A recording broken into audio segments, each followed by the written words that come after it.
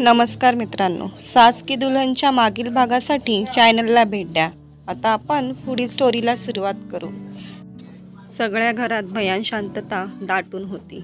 कोणाला काही बोलणं सुधरत नव्हतं। राधिकेनंच राजनला दुसऱ्या लग्नासाठी भरीला घातलं होतं। बाबांनी त्याच्या मागे लग्न करचा दोषा लावला होता आणि राजननं या दोघांच्या म्हणण्याला मान देत लग्नाला अन मुलीला होकार दिला होता। दोष कोणाचा होता? राधिकेला राजनचा संसार बहरलेला बघायचा होता।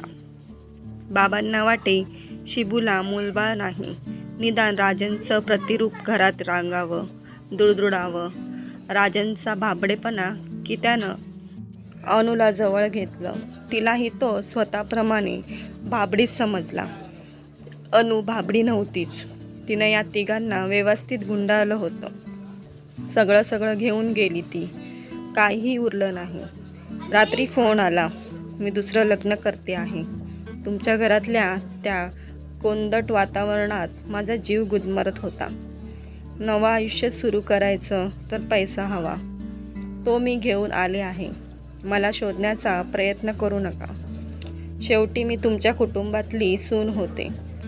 बाबांना धक्काच बसला। राधिकाही अवाक झालेली। इतका विश्वासघात?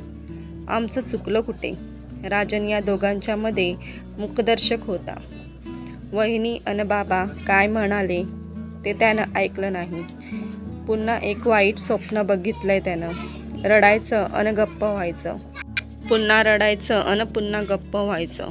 आधी सुंदरीच्या सौंदर्यावर भाळला, नंतर अणूच्या समंजस अन शोषीवपणावर। दोघींनीही त्याचा विश्वासघात केला का? त्याला समजत नव्हतं जगायचं कसं। मरता येत नाही म्हणूनच जगतो माणूस। घरात तर कुणीच कुणाशी नजरेला नजर भिडवत नव्हतं। सगळे एकमेकांची नजर टाळत होते। प्रत्येकजण स्वतःला गुन्हेगार समजत होता। एकमेकांना दोष देण्यापेक्षा आपलंच चुकलं ही भावना प्रबळ होती। बाबांना तर हा धक्का पचवणं फारच जड जात होतं। घराबाहेर, समाजात, नातलगांमध्ये, मित्रांमध्ये चर्चेचा एकच विषय होता, दुसरी सूनही घर सोडून गेली।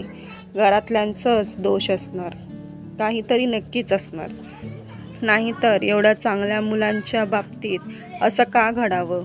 बाबांनी घराबाहेर पडणं थांबवलं होतं। घरातही ते कमीच बोलायचे। इकडे शिबू धंद्याच्या वाढत्या व्यापात घराबाहेर जास्त वेळ राहत होता। राधिकाला द्यायला त्याला वेळ नव्हता। राधिका कधी प्रेमानं जवळ आली तरी तो तिला दूर लोटायचा। मी फार दमलोय, उद्या बोलूयात, असं म्हणायचा। दुसऱ्या रात्री थकवा अजून वाढलेला असायचा। मग राधिकेच्या जवळ जाण्याचं धाडस होत नसे त्याला। बिचारी राधिका मोडक्या शिडाची नाव वलवायचा प्रयत्न करत होती। त्या नावेला भोकच भोक पडली होती। ती बुजवताना तिचं वय वाढत होतं। बाबा घराबाहेर काय, खोलीबाहेरही पडत नव्हते। स्वतःच्या एकटेपणातच गुंग असायचे। राजन आपल्या खोलीच्या खिडकीतून रस्त्याकडे बघत कुणास ठाऊक कोणाची वाट बघत असायचा। संध्याकाळ उलगडून रात्र व्हायची। घरात काय चाललेले आहे त्याला गंधवरताही नसे। राधिका घरात पसरलेल्या या भयान शांततेत 4 शब्द बाबांशी तर 4 शब्द राजनशी बोलायचा प्रयत्न करायची। त्या घरात तिचं स्थान नक्की काय होतं? बाबांनी तिला बजावलं होतं, तू माझी नाही तर या घराची सून आहेस। या घराला जे तू देशील त्याहून जास्त तुला मिळेल। शिबू रुपयांनी ठासून भरलेली बॅग राधिकेला द्यायचा अन म्हणायचा, हे घर तुझं आहे, हवं तसं चालव, मी तुला कधीही काही म्हणणार नाही। पण हे घर आनंदानं ठेवणं ही तुझी जबाबदारी। ते पैसे बघून राधिकेच्या मनात यायचं, या पैशांनी घरातला आनंद विकत घेता येईल का? बाबांचा झालेला अपमान, त्याचा दुखावलेला सन्मान परत घेता येईल का?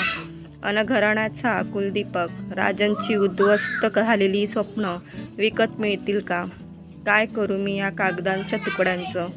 शिबूनं कायम तिच्याकडे भावाचा अन बाबांचा आनंदच मागितला होता।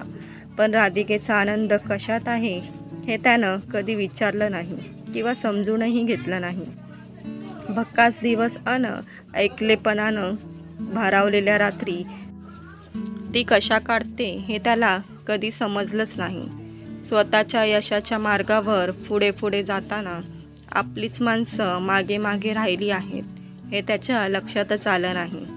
जे काही त्यानं धरून ठेवलं होतं ते हातातून सुटलं तर तो स्वतःच विखरून पडेल.